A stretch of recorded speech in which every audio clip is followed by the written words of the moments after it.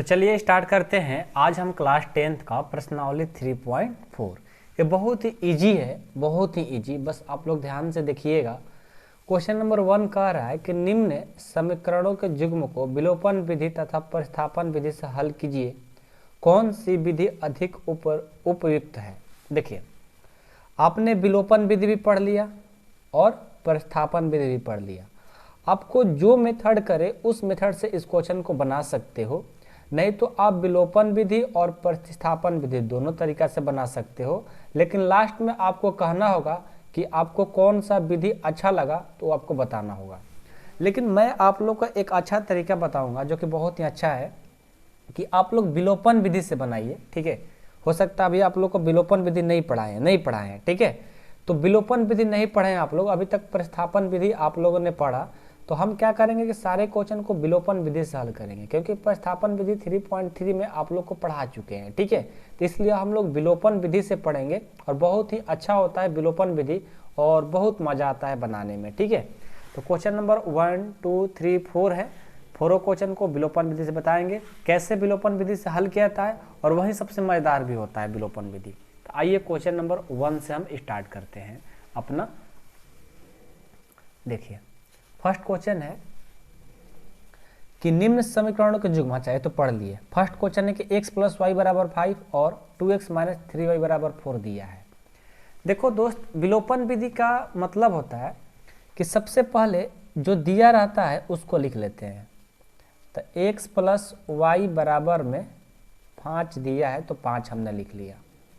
उसके बाद ये भी दिया हुआ है 2x - 3y बराबर में 4, तो हमने लिख लिया। हमें जो फर्स्ट में जो दिया है इसको समीकरण 1 मान लेंगे, और ये जो दूसरा दिया है समीकरण इसको दूसरा मान लेंगे। पहला को समीकरण फर्स्ट, दूसरा को समीकरण सेकंड मान लेंगे। अब देखिए, यहीं से हल करना स्टार्ट होता है। तो हम हल इस तरह से करते हैं, जब हमारा समीकरण फर्स्ट और समीकरण सेकंड का या तो x ओला x है और यहाँ पर 2x है, यहाँ दोनों जगह सेम सेम हो जाए, और नहीं तो y दोनों जगह सेम सेम हो जाए। तो यहाँ पर देखो, तो यहाँ पर x है और यहाँ पर 2x है, तो बराबर तो है नहीं। यहाँ पर y है और यहाँ पर -3y है, यहाँ भी बराबर नहीं है। तो फिर क्या करेंगे? देखिए, अब जब बराबर नहीं है तो आपको बराबर करना होगा, क्योंकि यहाँ पर x है, यहाँ पर 2x है, यहाँ y है, यहाँ पर -3y है। तो दोनों को या तो x को बराबर कर लो, नहीं तो y को बराबर कर लो। आप लोग जब एक दो क्वेश्चन बनाओगे तो समझ में आ जाएगा। आप टेंशन ना लेना कि सर हमें समझ में नहीं आ रहा है, ये बात नहीं करना है। अभी आप लोग देखो, अभी एक दो क्वेश्चन करते करते आप लोग एकदम मास्टर बन जाओगे। ठीक है, हमने क्या कहा कि जो दिया रहेगा उसको फर्स्ट मान लो, उसके बाद सेकेंड मान लो। सेकेंड काम है कि x को बराबर कर दो, नहीं तो y को बराबर कर दो। यदि दिया है पहले से तो ठीक है, नहीं हो तो उसको करना होगा। हम यहाँ पर क्या करते हैं कि यदि मान लेते हैं y को बराबर करना चाहते हैं, तो यहाँ पर y है और यहाँ पर -3y है, यानी इसमें 3 से गुना कर देंगे तो दोनों जगह क्या हो जाएगा? सेम हो जाएगा। तो हम क्या करते हैं, समीकरण फर्स्ट में 3 से गुना कर दिए। जब हम समीकरण फर्स्ट में 3 से गुना करेंगे तो क्या हो जाएगा? 3x, क्योंकि 3 से गुना हो रहा है मतलब सब में गुना हो रहा है। 3 से और x ले करेंगे 3x, y से और 3 से करेंगे 3y बराबर 5 ले 3 से करेंगे 5 × 15। ये हो जाएगा अगला समीकरण थर्ड, यानी तीसरा। और इसमें कितना से गुना करने की आवश्यकता पड़ी? यदि हम इसमें 1 से भी गुना कर देंगे तो बात तो एक ही होगा। ठीक है ना, क्योंकि हमको बराबर चाहिए था। यहाँ पर 3y और यहाँ पर भी 3y था। हमने समीकरण फर्स्ट में जब 3 से गुना किया तो बराबर तो हो गया। तो इसमें कुछ नहीं तो 1 से गुना करेंगे, कोई मान में फर्क भी नहीं पड़ेगा। तो इसको भी लिख लो, 2x - 3y बराबर में 4। इसको मान लो समीकरण 4। ठीक है, बात समझ में आया? अब देखिए, तो अब तो y बराबर हो गया। तो अब क्या करेंगे? अब हम समीकरण थर्ड और समीकरण 4 को जोड़ देंगे। समीकरण फर्स्ट तथा सेकेंड को जोड़ने पर क्या हो जाएगा? पहले लिखेंगे समीकरण फर्स्ट और थर्ड, सॉरी समीकरण थर्ड और 4 को, फर्स्ट सेकंड नहीं, थर्ड और 4 को। थर्ड क्या है? 3x + 3y बराबर में 15, और 4 क्या है? 2x - 3y बराबर में 4। देखो, यहाँ जब प्लस देखो, जब जोड़ते हैं समीकरण थर्ड और फोर को, तो यहाँ पर देखो, यहाँ पर प्लस और यहाँ पर माइनस, इसको कटाएंगे तो खत्म, इसको जोड़ेंगे 3 और 2 5 एक्स हो जाएगा, बराबर में 15 और 4 ये कितना हो जाएगा 19 हो जाएगा। अब एक्स में 5 गुना कर, इधर आएगा तो भाग कर देगा, तो एक्स बराबर हो जाएगा 19/5। अब जो एक्स का मान जो 19/5 आया है, इसको समीकरण फर्स्ट में रख दो चाहे सेकंड में रख दो, वाई का मान आपका आ जाएगा। तो लिखेंगे समीकरण फर्स्ट में एक्स का मान देने पर, फर्स्ट क्या है x + y = 5 है ना, तो लिख लो x + y = 5।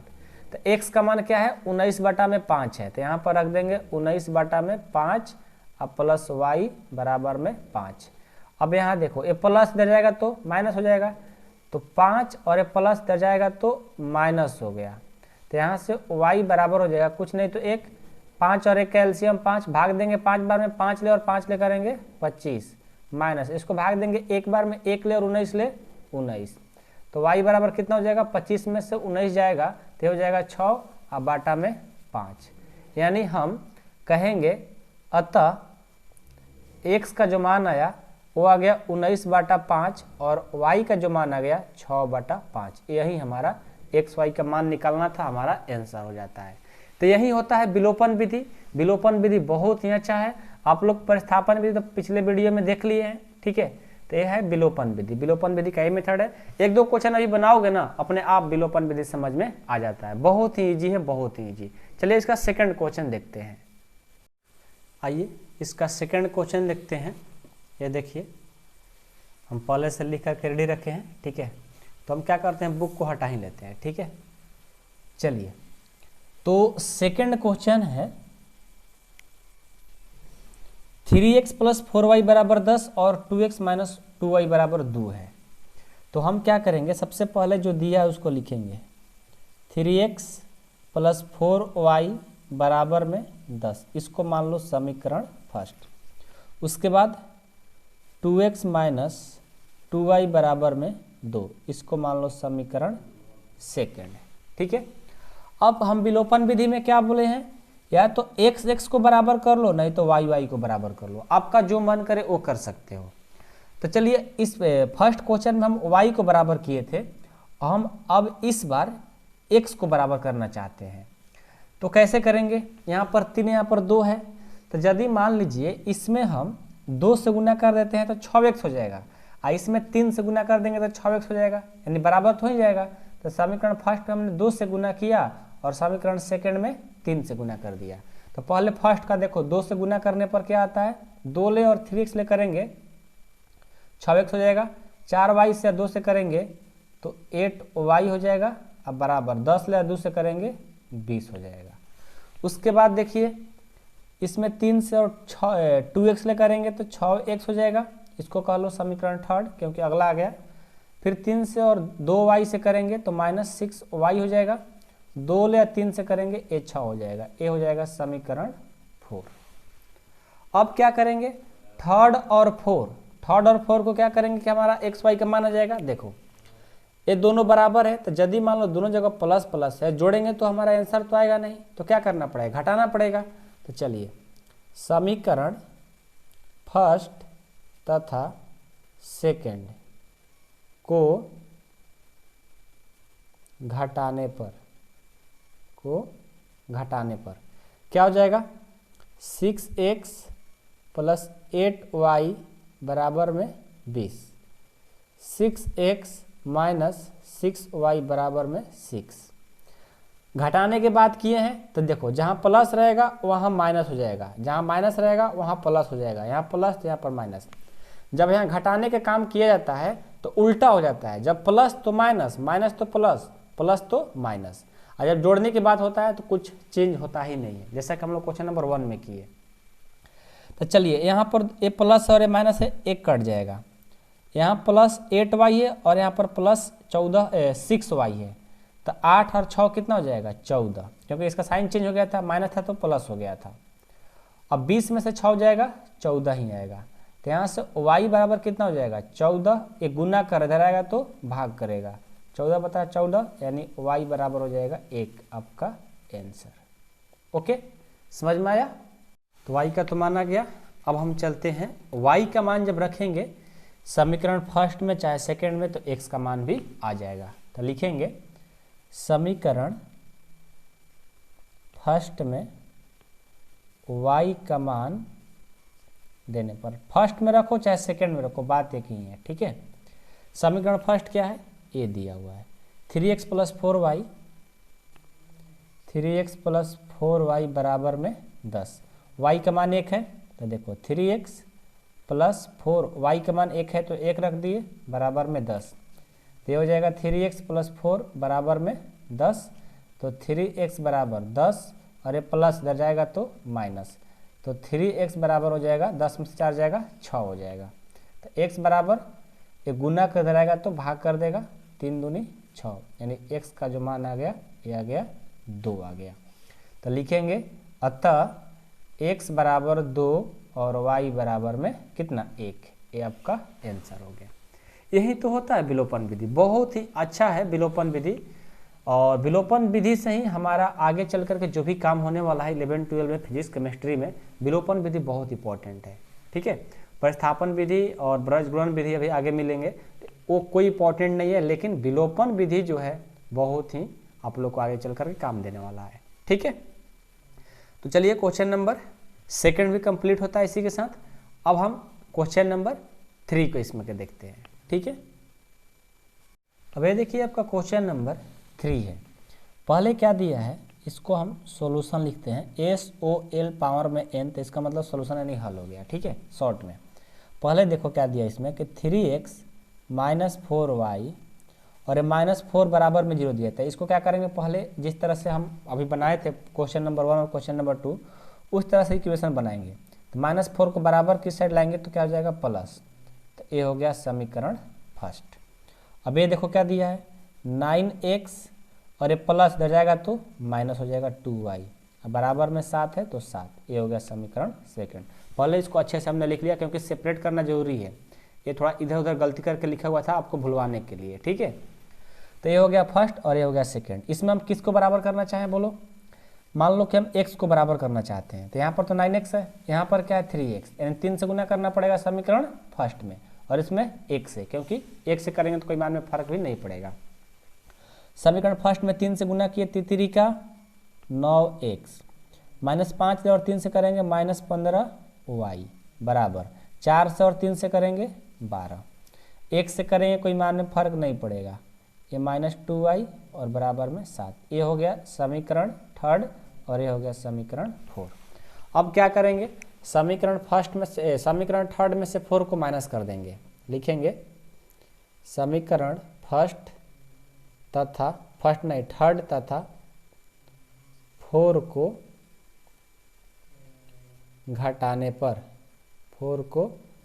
पर क्या हो जाएगा 9x लिखेंगे -15y बराबर में 12 और 9x - 2y बराबर में 7, ये प्लस है तो माइनस, क्योंकि घटाने जब घटाव का साइन यहाँ पर कह देते हैं कि घटाने पर तो प्लस तो माइनस, माइनस तो प्लस, प्लस तो माइनस, साइन चेंज हो जाता है, चिन्ह चेंज हो जाता है, ये प्लस और ये माइनस ये कट जाएंगे, 15 माइनस में और ये +2 हो गया क्योंकि साइन इसका चेंज हो गया, तो घटाएंगे तो -13y जाएगा और 12 में 7 घटेगा तो कितना जाएगा 5 आ जाएगा, यानी y बराबर करेंगे तो -13 इधर आ जाएगा, यानी -5 बटा में कितना हो जाएगा 13 हो जाएगा। y का जो मान आ गया इतना आ गया।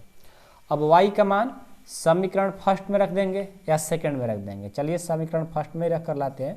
समीकरण फर्स्ट में y का मान देने पर क्या हो जाएगा, फर्स्ट क्या है 3x - 5y बराबर में 4, तो यहाँ से y का मान देना है ना, तो 3x - 5y का मान -5 बटा में 13 बराबर में 4, तो यहाँ से हो जाएगा 3x - 5 माइनस माइनस तो प्लस हो जाएगा, 5 और 5 ले करेंगे 25 और बाटा में 13 बराबर में 4, तो यहाँ से 3x बराबर है, प्लस इधर जाएगा तो माइनस हो जाएगा, 25 बटा में 13, यहाँ पर कुछ नहीं तो 1। तो यहाँ से हो जाएगा 3x बराबर कितना हो जाएगा, कुछ नहीं तो एलसीएम 13, भाग देंगे 13 चौका, एक में से भाग देंगे 13 बार में, 13 से और 4 से करेंगे 13 13 दूनी 26, 26 दूना 52, माइनस इसको भाग देंगे एक बार में 1 ले और 25 ले 25। तो ये हो जाएगा 3x बराबर 52 में से 25 जाएगा, ये आ जाएगा 27, अब बटा में 13। अब ये देखो x में 3 क्या कर रहा है, गुना, इधर आएगा तो भाग कर देगा। तो ये हो जाएगा 27 बटा 13 गुना 3, 3 से कटा दो 9 बार में, यानी x का जो मान आ गया 9 बटा में 13 आ गया। तो लास्ट में लिखेंगे अतः x बराबर 9 बटा 13 और y बराबर -5 बटा में 13। ये आपका आंसर हो गया। आई होप कि आप लोग को क्वेश्चन नंबर 3 भी समझ में आ गया होगा। अब हम इसका नेक्स्ट क्वेश्चन देखेंगे, क्वेश्चन नंबर 4। अब ये देखिए जो आपका क्वेश्चन नंबर 4 है, ये बिल्कुल आप लोग को भुलवाया गया है, ठीक है, इसलिए पहले इसको समीकरण में कन्वर्ट करिए। इस तरह से दिया है x बटा 2 प्लस 2y बटा 3 बराबर में -1। तो पहले इसका एलसीएम लेंगे, 2 और 3 का एलसीएम हो जाएगा 6, भाग देंगे 3 बार में, 3 से और 1 से ले करेंगे 3x, प्लस इसको भाग देंगे 2 बार में, 2 से और 2 से करेंगे 4y बराबर में -1, इसको क्रॉस मल्टीप्लिकेशन करा देंगे। तो यहाँ से क्या हो जाएगा 3x प्लस 4y, 6 से और -1 से करेंगे -6, ये हो जाएगा समीकरण फर्स्ट। उसके बाद इसको लाएंगे x माइनस वाई बटा 3 बराबर में 3 है, यहाँ पर कुछ नहीं तो 1 और 3 का एलसीएम 3, भाग देंगे 3 बार में, 3 से और 1 से करेंगे तो 3x, माइनस इसको भाग देंगे एक बार में, 1 ले और y ले करेंगे y बराबर में 3, इसको करेंगे क्रॉस मल्टीप्लिकेशन। तो क्या हो जाएगा 3x माइनस वाई बराबर 3 का 9, ये हो जाएगा समीकरण सेकेंड।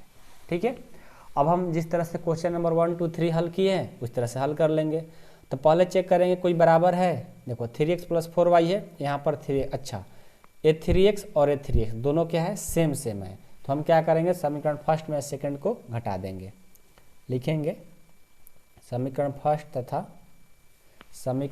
तथा सेकंड को घटाने पर, ठीक है, घटाने पर तो क्या हो जाएगा 3x प्लस 4y बराबर में -6 और ये 3x माइनस वाई बराबर में 9। तो माइनस करेंगे प्लस कर देंगे माइनस कर देंगे, क्योंकि घटाने का मतलब कि साइन चेंज। तो यहाँ से कितना हो जाएगा 4 और y 5y और -6 और -9, ये हो जाएगा -15।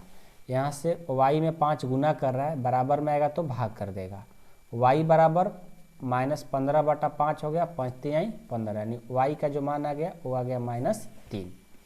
अब हम समीकरण फर्स्ट में y का मान रख देंगे, लिखेंगे समीकरण फर्स्ट में y का मान देने पर, ठीक है। तो क्या हो जाएगा समीकरण फर्स्ट है आपका कि 3x प्लस 4y बराबर में -6, y का मान -3 है, तो 3x प्लस 4y का मान है -3 बराबर में -6। तो यहाँ से हो जाएगा 3x 4 3 -12 बराबर में -6, और यहाँ से हो जाएगा 3x बराबर है, माइनस इधर जाएगा तो प्लस हो जाएगा, तो ये हो गया प्लस। तो यहाँ से 3x बराबर घटाएंगे तो 6 आ गया, x बराबर ये गुना कर रहा है 3 इधर आएगा तो भाग कर देगा, 6 बटा में 2 यानी 3 हो गया, यानी x का मान आ गया 3। लिखेंगे अतः x का मान 3 और y का मान -3, ये आपका आंसर हो गया।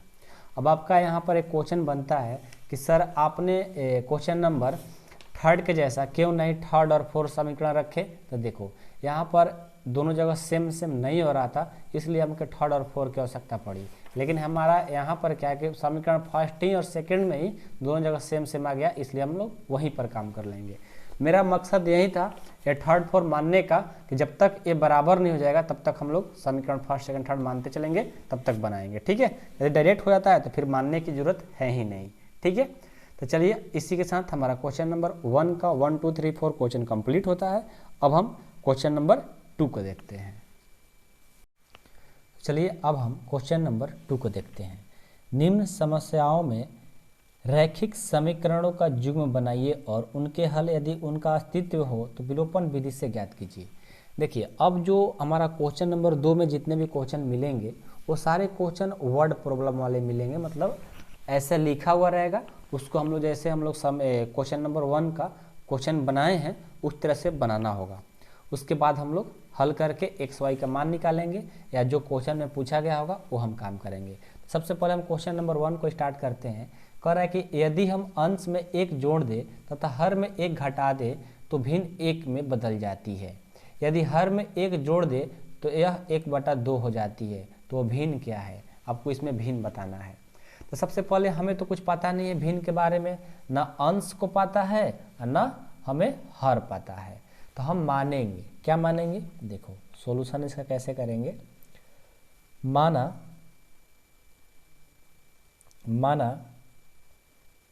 भिन्न का अंश को x मान लेते हैं, भिन्न का अंश को x तथा हर को हम y मान लेते हैं, हर y।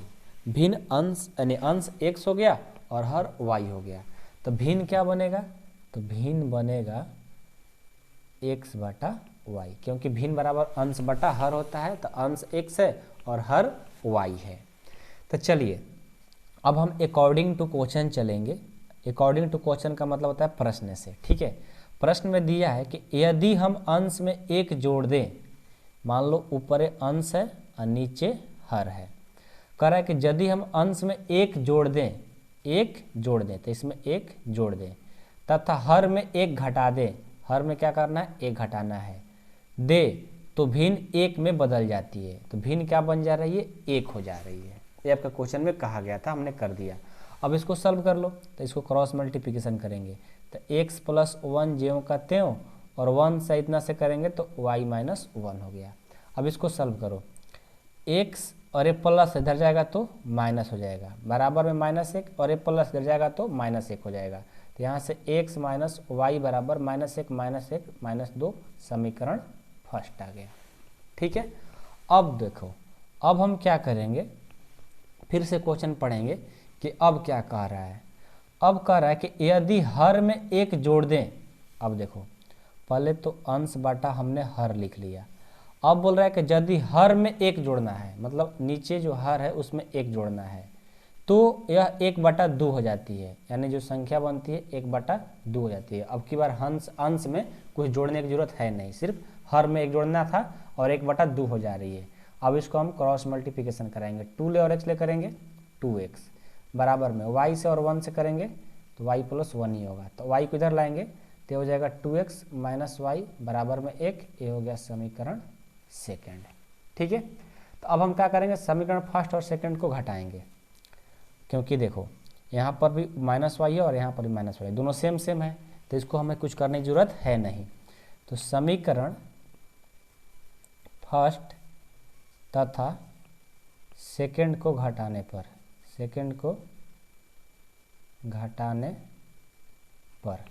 क्या हो जाएगा, x - y बराबर में -2 और 2x - y बराबर में 1, ठीक है। तो यहाँ से देखो घटाएंगे तो यहाँ पर साइन माइनस है तो प्लस है तो माइनस हो जाएगा, माइनस है तो प्लस हो जाएगा, प्लस है तो माइनस हो जाएगा। तो ये माइनस और प्लस कट गया, x में से -2 हो जाएगा तो -x बराबर में -1 और -2 -3, ये माइनस और ये माइनस, x का मान कितना आ गया, 3 आ गया। अब हम इसको समीकरण फर्स्ट में रखेंगे, समीकरण फर्स्ट में x का मान देने पर फर्स्ट क्या है, x - y बराबर -2 है, x - y बराबर में -2 है, तो x का मान 3 -y बराबर में -2, तो -y बराबर ये -2 ये प्लस इधर जाएगा तो माइनस हो जाएगा, यानी यहाँ से -y बराबर -5 हो जाएगा, माइनस कटा देंगे यानी y का जो मान आ गया 5 आ गया। तो अब देखो अब क्या करेंगे, हमें तो क्या निकालना था, वह भिन्न क्या है, तो भिन्न क्या है, x/y है, तो लिखेंगे भिन्न क्या है, x/y है। तो x का मान आया है 3, तो 3 हो गया, और y का मान आया 5, तो मान 5 भर देंगे, यानी जो भिन्न हुआ वो 3/5 है। ये हमारा आंसर हो गया। आई होप कि आप लोग को क्वेश्चन नंबर 2 का 1 अच्छे से समझ में आ गया होगा। अब हम इसका अगला क्वेश्चन नंबर इसका दूसरा देखते हैं। ठीक है, चलिए क्वेश्चन नंबर इसका दूसरा। 5 वर्ष पूर्व नूरी की आयु सोनू की आयु की 3 गुनी थी। 10 वर्ष पश्चात नूरी की आयु सोनू की आयु की 2 गुनी हो जाएगी, तो नूरी और सोनू की आयु कितनी है, ये हमें बताना है। ठीक है, हमें तो किसी के बारे में ना नूरी के बारे में पता है ना सोनू के बारे में पता है, तो हम क्या करेंगे, सबसे पहले मानेंगे, माना नूरी की आयु, नूरी की आयु x वर्ष, ठीक है, तथा सोनू की आयु y वर्ष है। ठीक है, हमने मान लिया। तो स्थिति 1 में कहता है, यानी कंडीशन 1 में कह रहा है कि 5 वर्ष पूर्व, कितना वर्ष पूर्व, 5 वर्ष पूर्व, क्या बोल रहा है कि 5 वर्ष पूर्व नूरी की आयु सोनू की आयु की 3 गुनी थी। यानी लिखेंगे 5 वर्ष पूर्व जो नूरी की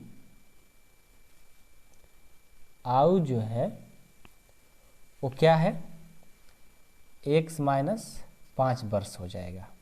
देखो पहले बात को समझो, बोल रहा है 5 वर्ष पूर्व, तो 5 वर्ष पूर्व नूरी की आयु कितना हो जाएगी, 5 वर्ष पूर्व, x माइनस 5 हो जाएगी। पूर्व का मतलब होता है माइनस, और पश्चात का मतलब होता है बाद में, यानी प्लस। तो 5 वर्ष पूर्व नूरी की आयु हम तो x माने थे, तो 5 वर्ष पूर्व का बात किया तो x माइनस 5 वर्ष हो गया। ठीक है, तो सोनू की भी आयु कितना हो जाएगा, सोनू की आयु वो भी हो जाएगा y माइनस 5 वर्ष। अब देखिए यहाँ पर प्रश्न से बोला है, प्रश्न से बोला है कि नूरी की आयु सोनू की आयु की 3 गुनी थी। 3 गुनी किसका भाई, किसका था, ये हमारे नूरी की आयु, कितना वर्ष, कितना 3 गुना। तो चलिए इसको क्या करेंगे हम, जो नूरी की आयु है वो है x माइनस 5 और सोनू की आयु की 3 गुनी, यानी 3 से इसमें गुना करा देंगे। देखो ये उल्टा होता है, नूरी की आयु से सोनू की आयु 3 गुनी थी, तो हम क्या करेंगे, नूरी की आयु लिख लेंगे और सोनू की आयु में 3 से मल्टीपल कराएंगे। इतने मल्टीपल कराने का मतलब होता है कि इसी का आंसर आ रहा है, इसी का मतलब 3 गुना। ठीक है, ये उल्टा होता है, नूरी कहेगा तो सोनू में हम करेंगे, सोनू कहेगा तो नूरी में करेंगे, यानी उल्टा गुना हो जाता है, यानी 3 से गुना कर दिए। तो x माइनस 5 बराबर, इसको गुना करो तो 3y, 5×3 = 15, इसको इधर उठा कर लाएंगे तो ये हो जाएगा x, ये प्लस है, इधर आएगा तो माइनस, बराबर में -15 और माइनस इधर जाएगा तो प्लस, यानी x माइनस 3y बराबर में हो जाएगा -10। ये हो गया समीकरण फर्स्ट। ठीक है, अब स्थिति दूसरा देखिए क्या कहता है, स्थिति सेकंड। अब कह रहा है कि 10 वर्ष पश्चात मतलब बाद में, प्लस 10 वर्ष पश्चात, 10 वर्ष पश्चात क्या हो रहा है, देखो नूरी की आयु तो x था, अब 10 वर्ष पश्चात तो x + 10 हो जाएगा। फिर सोनू की आयु भी कितना हो जाएगा, सोनू की आयु ये भी हो जाएगा y + 10। अब यहाँ पर प्रश्न से बोला है कि सोनू की आयु, नूरी की आयु सोनू की आयु की 2 गुनी हो जाएगी, यानी उसमें गुना कराएंगे, x + 10 बराबर 2 × y + 10 कर देंगे, यानी 2 गुना है। तो x + 10 बराबर में 2y + 10 दूनी 20, इसको इधर लाएंगे तो x माइनस 2y बराबर में 20 और ये प्लस इधर जाएगा तो माइनस, यानी x माइनस 2y बराबर में 10। इसको मान लो समीकरण सेकेंड है। ठीक है, अब क्या करेंगे, समीकरण देखो यहाँ पर भी x है और यहाँ पर भी x है, दोनों को करेंगे विलोपन विधि से, तो दोनों जगह सेम सेम है तो घटा देंगे। लिखेंगे समीकरण फर्स्ट तथा सेकंड को घटाने पर, फर्स्ट है x माइनस 3y बराबर -10 और सेकंड है x माइनस 2y बराबर में 10। तो घटाना है तो साइन चेंज हो जाएगा, प्लस तो माइनस, माइनस तो प्लस, ये तो कट जाएगा, -3 और +2 ये हो जाएगा -y और -10 -20, यानी माइनस माइनस प्लस हो गया, y का जो मान आ गया वो आ गया 20 आ गया। अब हम क्या करेंगे, देखो समीकरण फर्स्ट में y का मान देंगे, समीकरण फर्स्ट में y का मान देने पर, ठीक है। देखो समीकरण फर्स्ट क्या है, x माइनस 3y बराबर -10, तो x माइनस 3y का मान कितना है 20 बराबर में -10, तो x माइनस 20 60 बराबर में -10, तो x बराबर -10 और माइनस रह जाएगा तो प्लस हो जाएगा, यानी x का जो मान आ गया वो 10 में से 60 जाएगा तब 50 आ जाएगा, यानी यहाँ से x का मान आ गया 50 और y का मान आ गया 20। तो लिखेंगे अतः जो नूरी की आयु है, नूरी की आयु है वो कितना है 50 वर्ष, और सोनू की जो आयु है, सोनू की आयु जो है वो है y बराबर 20 वर्ष। ये आपका आंसर हो गया। आई होप कि आप लोग को क्वेश्चन नंबर सेकंड भी समझ में आ गया होगा। अब हम देखेंगे इसका क्वेश्चन नंबर थर्ड। अब ये देखिए क्वेश्चन नंबर थर्ड बहुत ही इंपॉर्टेंट है आपके एग्जाम के व्यू से, क्योंकि इस तरह का क्वेश्चन हमेशा पूछे जाते हैं और बहुत सारे बच्चे इसमें कन्फ्यूजन में पड़े रहते हैं कि 2 अंकों की संख्या के अंकों का योग 9 है, इस संख्या को 9 गुना संख्या के अंकों को पलटने से बनी संख्या को 2 गुना है तो वह संख्या ज्ञात कीजिए। तो देखिए हमें पता नहीं है तो 2 अंकों की संख्या की बात की है तो इकाई अंक को x मान लेंगे और दहाई को y मान लेंगे। पहले मान लेते हैं, माना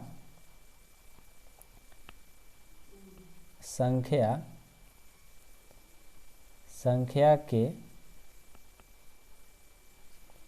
इकाई का जो अंक है वो है x,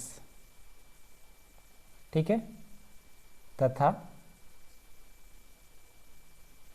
दहाई का जो अंक है वो है y, ठीक है। इकाई को अंक को x और दहाई को हमने y मान लिया।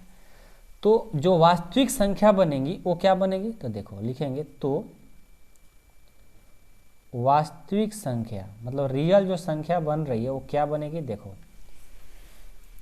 क्या होता है, जो रियल संख्या बनेगी वो संख्या बनेगी 10y प्लस में x होगी। कैसे, तो देखिए बोला है कि 2 अंकों की, ठीक है, 2 अंकों की संख्या के अंकों का योग 9 है, तो इस संख्या को 9 गुना संख्या का अंकों को पलटने पर बनी संख्या का 2 गुना है तो वह संख्या ज्ञात कीजिए। तो वास्तविक संख्या जो बनेगी 10y प्लस x बनेगी। अब देखिए आपका स्थिति 1 में क्या कहता है उसके अनुसार हम लोग बढ़ते जाएंगे आगे, ठीक है।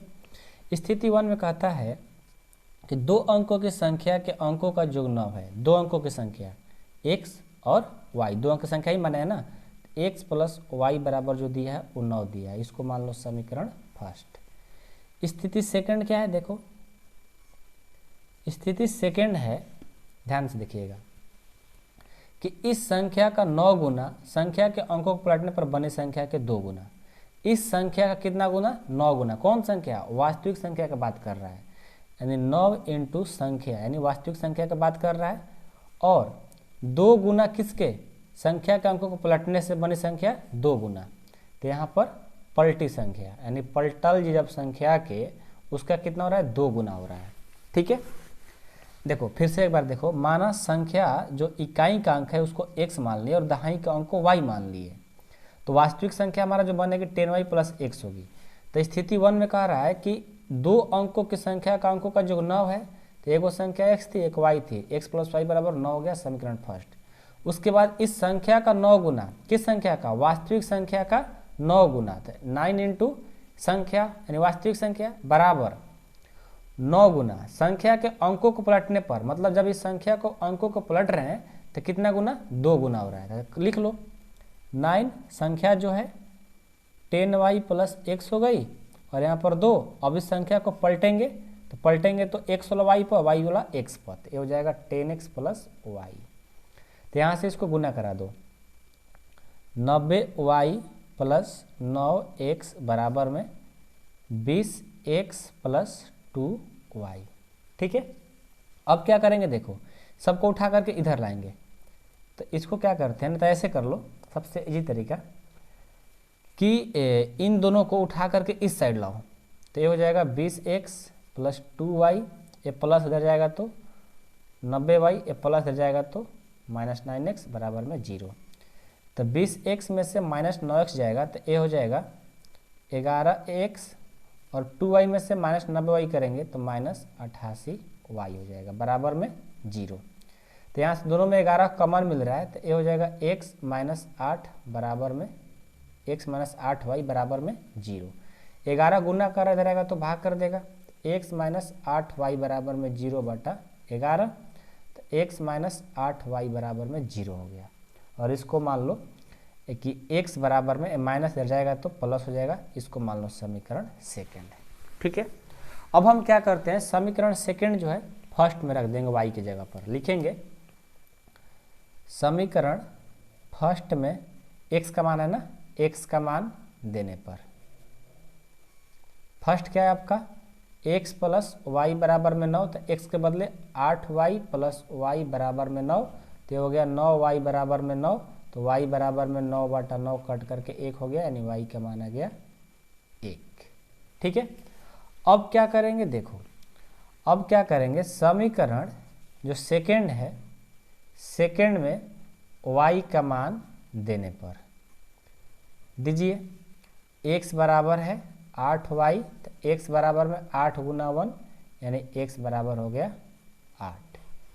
ठीक है, अब देखिए जो आपका वास्तविक संख्या क्या पूछ रहा था कि वह संख्या क्या है, तो संख्या देखो 10y प्लस x है ना, तो लिखेंगे वास्तविक संख्या क्या है, 10y प्लस x है। तो 10 का 10, y का मान 1 प्लस x का मान 8, तो 10 प्लस 8 बराबर में 19, 19 के 18 आपका आंसर होगा। 18 वो संख्या है जो संख्या आपको प्राप्त होगी, यही आपका आंसर हो गया। ठीक है, तो मेन इसमें बच्चे लोग कहाँ पर कन्फ्यूजन में पढ़ते हैं, यहाँ पर। ठीक है, तो वास्तविक संख्या जो होती है 10y प्लस x होगी, उसके बाद कंडीशन पढ़ते जाओ, और यहाँ पर कन्फ्यूजन पढ़ने की जरूरत है ही नहीं। वो संख्या का 9 गुना बोल रहा है, फिर पलटी हुई संख्या का 2 गुना, तो उसमें 9 से गुना करा दो, इसमें 2 से गुना करा दो, आपका हो जाएगा। ठीक है, अब हम देखते हैं इसका नेक्स्ट क्वेश्चन, क्वेश्चन नंबर 4। अब ये भी क्वेश्चन जो है बहुत अच्छा क्वेश्चन है, आपके एग्जाम के व्यू से ध्यान से देखिएगा। क्या बोल रहा है कि मीना 2000 रुपया निकालने के लिए एक बैंक गई, तो उसने खजांची से 50 रुपये, खजांची की इसको बैंक से, बैंक जो पैसा देता है बैंक मैनेजर, 50 रुपये तथा 100 रुपये का नोट देने के लिए कहा। मीना ने कुल 25 नोट प्राप्त किए, तो ज्ञात कीजिए कि उसने 50 रुपये और 100 रुपये का नोट कितने प्राप्त किए। देखिए मीना 2000 रुपये का नोट निकालने के लिए बैंक गई और उसने बैंक ने 50 रुपये और 100 रुपये का नोट उसे दे दिया, और मीना के पास टोटल 25 नोट हो गए। तो वही पूछ रहा है कि 50 रुपये का नोट कितना दिया और 100 रुपये का नोट कितना दिया, ये आपको बताना है। तो हम क्या करते हैं कि पता नहीं है तो लिखेंगे माना 50 रुपये के नोटों की संख्या, 50 रुपये के नोटों की संख्या x है, तथा 100 रुपये के नोटों की संख्या कितना है, y है। ठीक है, तो स्थिति 1 ये बन रही है कि कुल नोटों की संख्या कितना है, 25 दिया है ना, कुल नोटों की संख्या कितना है, 25। कौन कौन नोट है, तो एगो x है और एगो y है, तो यानी x प्लस वाई बराबर कितना नोट है, 25। इसको मान लो समीकरण फर्स्ट। अब दूसरा बार देखिए क्या होता है, ध्यान दीजिएगा। स्थिति 2 में क्या दिया है उसको भी पढ़िए। ये बोला है कि 50 रुपये तथा 100 रुपये का नोट देने के लिए, हाँ 50 रुपये तथा 100 रुपये का नोट कितने दिया उसको, 2000 रुपये टोटल दिया गया है। तो लिखेंगे 50 के यानी x, ठीक है, 50 के यानी x नोट और प्लस 100 के y नोट, कितना दिया गया भाई साहब, 2000 रुपये टोटल है। यानी 50 के x मतलब 50x और प्लस 100y, कितना नोट टोटल है, 2000 का है। तो इसमें से 50 कॉमन लेंगे तो क्या हो जाएगा, x और प्लस 2y बराबर में 2000। एक गुना कर रहा है, इधर आएगा तो भाग कर देगा। तो x प्लस 2y बराबर में 2000 बटा 50 हो गया, कटा दो तो ये कट करके हमारा 40 आ जाएगा। यानी x प्लस 2y बराबर में 40 हो गया। इसको समीकरण सेकंड कह दो, ठीक है। अब देखो इसको विलोपन विधि से हल कर लेंगे, x y का मान आ जाएगा तो पता चल जाएगा। तो हम क्या करते हैं, समीकरण फर्स्ट में से सेकंड को घटाते हैं। समीकरण फर्स्ट अर्थात सेकंड को घटाने पर क्या हो जाएगा, x प्लस y बराबर में 25, x प्लस 2y बराबर में 40, माइनस और ये दोनों कट गया। y में से -2 हो जाएगा तो -y, और 25 में से -40 जाएगा तो आएगा -15। ये माइनस कट गया, यानी y का जो आंसर आ गया वो आ गया 15। अब हम समीकरण फर्स्ट में y का मान रखेंगे। समीकरण फर्स्ट में y का मान देने पर क्या हो जाएगा, देखो फर्स्ट में y का मान देंगे तो समीकरण फर्स्ट है x प्लस वाई बराबर 25, y का मान कितना है 15 ना, 15 बराबर में 25, यानी यहाँ से x बराबर 25 माइनस 15, यानी x का जो मान आ गया वो आ गया 10। अब देखो क्या करते हैं, अब हमारा आंसर हो गया, लिखेंगे अतः 50 रुपये का नोट को हमने क्या माना था x, तो x का मान कितना आ गया 10, और 100 रुपये का नोट यानी y वो क्या मान है 15, तो आ गया देखो y का मान 15। देखो 50 रुपये के नोट को x माने थे, यानी 50 रुपये का नोट उसके पास 10 नोट होगा, और y को हम 100 रुपये का नोट माने थे, यानी 100 रुपये का उसके पास 15 नोट होगा। यानी बैंक मैनेजर ने 50 रुपये का 10 नोट दिया था और 100 रुपये का 15 नोट दिया था, तो उसके पास 2000 रुपया हो गया था। यही आपसे पूछ रहा था। तो इसी के साथ हमारा क्वेश्चन नंबर 4 भी कंप्लीट होता है। अब हम इसका नेक्स्ट क्वेश्चन देखते हैं, क्वेश्चन नंबर 5।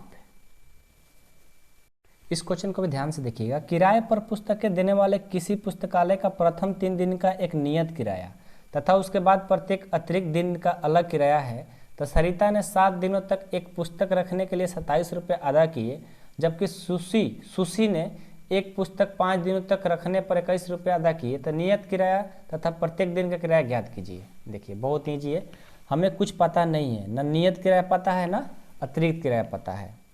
लिखेंगे माना नियत किराया को x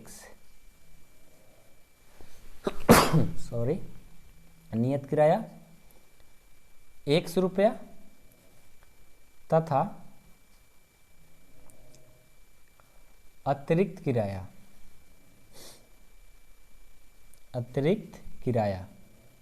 अतिरिक्त दिन का किराया लिखो, दिन का किराया वो मान लो y रुपया। ठीक है, अब क्या करेंगे, स्थिति 1 में ये हो रही है कि यदि मान लो कि किराए पर पुस्तक देने वाले पुस्तकालय प्रथम 3 दिनों का नियत किराया, ठीक है, तथा उसके बाद प्रत्येक दिन का अतिरिक्त किराया, तो क्या हो रहा है, सरिता देखो, सरिता क्या कर रही है कि सरिता ने 7 दिन तक एक पुस्तक को रखने के लिए 27 रुपया दी। सरिता क्या कर रही, 7 दिन पुस्तक रखने के लिए सरिता ने 7 दिनों तक पुस्तक रखने के लिए 27 रुपये दी है। यानी नियत किराया जो है वो तो फिक्स है x, और जो अतिरिक्त किराया जो y है, तो सरिता 7 दिन रख रही है, तो तो वो हो जाएगा 7y। कितना रुपया दे रही है? 27 रुपया। ये हो गया समीकरण फर्स्ट। उसके बाद देखो स्थिति दूसरा में क्या हो रहा है।